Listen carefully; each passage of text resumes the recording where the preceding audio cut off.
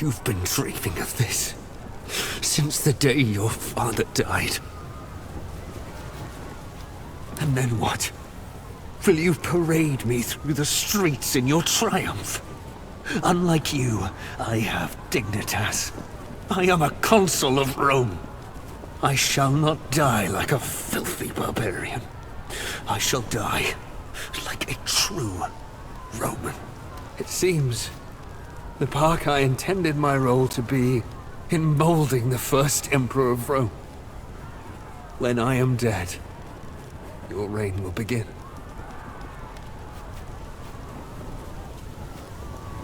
Are you just gonna watch me bleed out?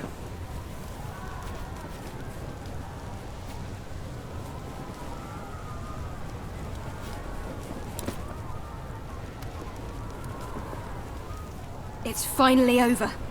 It almost seems unreal. So many people have died. None of this needed to happen.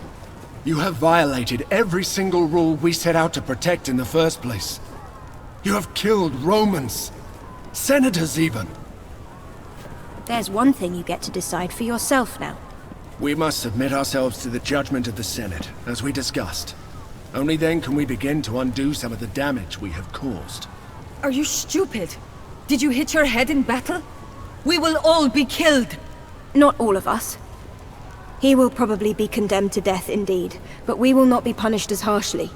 We should not get punished at all! We should take over Rome and live like kings! Deianira is right. Surrender will only lead to execution. But... Magister... Surely morals dictate that he should surrender. Doing anything else would be immoral, and thus make him a lesser man. He is like my own child. He would be a lesser man, but a man who is alive. They will not just let us go. We all attacked. Well, I certainly do not want to be executed.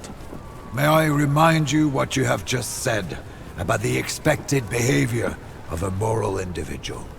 I don't consider myself a particularly moral man yet. I don't care about the philosophy of it. If you stay here, more people will die and the chaos will never end. We don't have to turn ourselves in if you're afraid of the consequences. I'm sure Cleopatra will protect you if you flee to Egypt.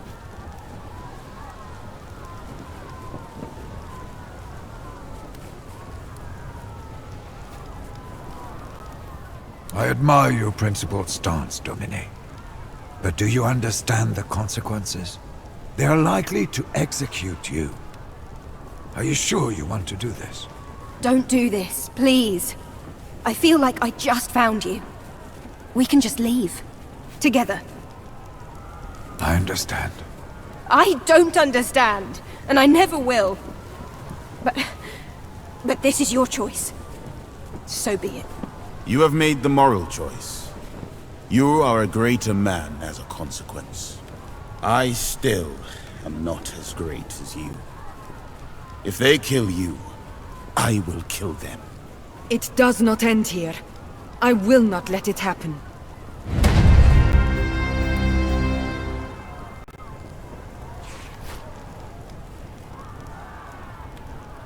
It seems unfathomable that a man would go to such lengths to seize power, only to turn away from it at the last moment and willingly give up his life. Was it guilt that drew him to throw himself at the mercy of the Senate? Or was it principle? After all, if all he cared about was keeping the Republic safe from unscrupulous men, that goal had been achieved. Whatever his reasoning, after his surrender, all blame for the invasion of Rome was placed squarely at his feet. His companions and allies, and the soldiers of his legion, thus escaped condemnation and punishment. Following his execution, a time of great turmoil swept across Rome. The short but bloody civil war had exposed the fragility and the injustice of the Republic, and discontented mobs seized this opportunity to rise up and demand change. As the power of the Senate crumbled, so did the Republic. Rome fell, never again to rise as the global power that it had seemed destined to become. Shortly after his beloved Dominus was executed, Cinyros drank hemlock and took his own life. In his heart, he knew he had failed to guide his ward down the right path, and the despair weighed heavily upon him. Moreover, he had failed in his solemn oath to his old Dominus, whose death had kicked off this story. Cinyros had lived too long with the guilt of the mistakes of his youth, searching in vain for one last opportunity to redeem himself. That opportunity never came, and Cinyros never saw his homeland again. Caeso left Rome with Lucia and their daughter. They traveled to Africa, as Caeso remembered the warm nights and the lush Nile Delta fondly. Here they found a place to settle and made a peaceful home for their family. Though their relationship was distant at first, their devotion to their child drew them together, and their affection for each other grew stronger through the years. To his surprise, Caeso took well to fatherhood, and soon he and Lucia had many more children. Devastated by the loss of her beloved, Callida left Rome in grief. She felt haunted by her past misdeeds, cursed to never find love and happiness again. She traveled north into Gallia, where she settled into a new life of hunting and forestry. In time, she did become happy there. She even found a new man to love, one who treated her well, who loved her for who she was, and who would never sacrifice what they had together for politics or ideals. After the death of his friend, Bestia returned to the arena once more, but he was no longer a gladiator. His new vocation was to teach Pancration, inspired by the example of his Magister Cinyros. He applied himself to this new calling with every bit of the vigor and determination that had made him a champion before. As soon as things had quieted down, Bestia traveled to Africa once more to look for his sister. He did find her and bring her home, and she lived happily there for the rest of her life. With nothing left to keep her in Rome, Deianira returned to her homelands in Scythia, where she reconnected with her family. Far from condemning her for her sister's death as she had feared, they were all overjoyed to have at least one of their daughters back. In time, Deianira built a new family in Scythia and became a revered matriarch of her tribe. She never left them again. Vitellius Scaevola left Roman politics and moved to Upper Latium with his wife Lewiana, where they raised their children together in peace. Cato remained an important figure in Roman politics, grudgingly respected even by those among the population who desired change. He remained a defender of the patrician class, a shield against the pandering and opportunism of more populist voices. He himself was elected consul twice throughout his life, and his years in the position were generally favorably regarded. Cicero served one more year as consul before his retirement. In his old days, he lived a quiet life on a farm in Sicily, where he was greatly beloved by the people for his time as quaestor. He continued to write many books on politics and law.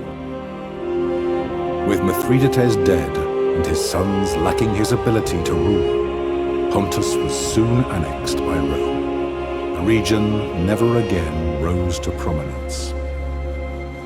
With Zenobia in charge of Musia, it became once more a peaceful part of the Roman province of Asia Minor. With her focus on trade and strong ties to the neighboring regions, her people enjoyed a period of great prosperity. Grateful for the mercy he had been shown, and no longer with Mithridates to tempt his greed, Damianos quickly resumed political leadership of Thracia. Here, the gladiator rebellion that had started in his school was threatening to spiral out of control.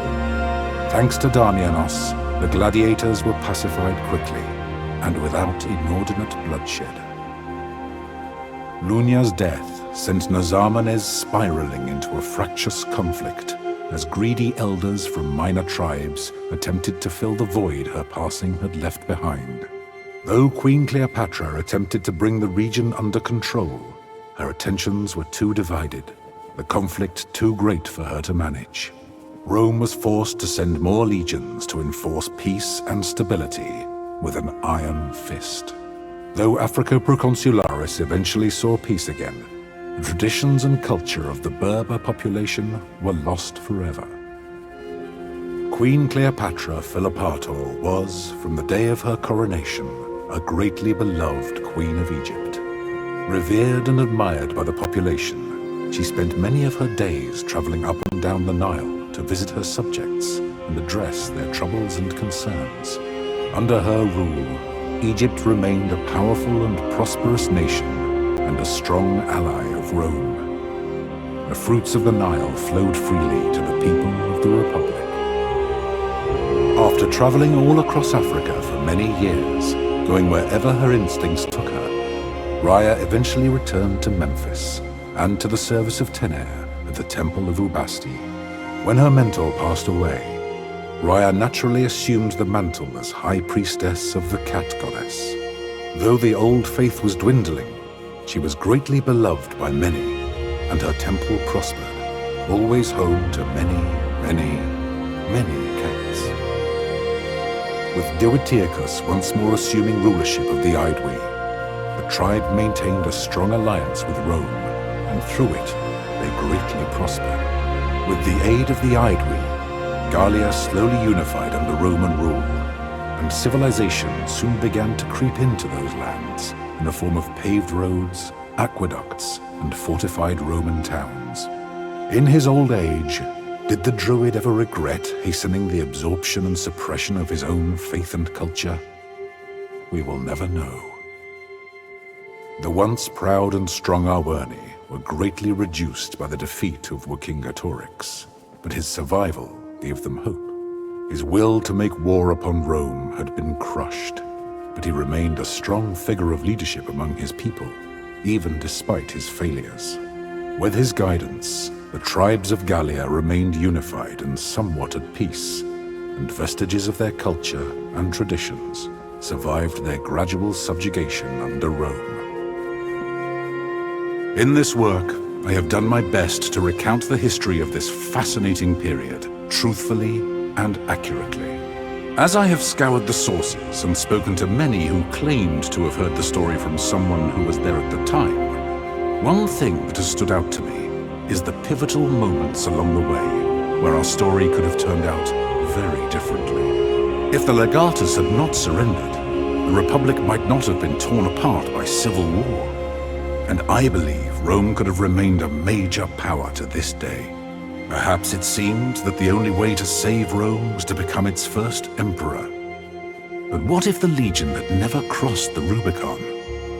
I believe the conflict could have been resolved with less bloodshed. There is no doubt such a decision would have brought great personal risk to the Legatus, however, and the cost could have been great. One should always take care when second-guessing historical figures with the benefit of hindsight. Here in the present, there will never truly be a way for you to know how you might have acted if you had lived in the past. Nor can you ever be certain how history will remember you.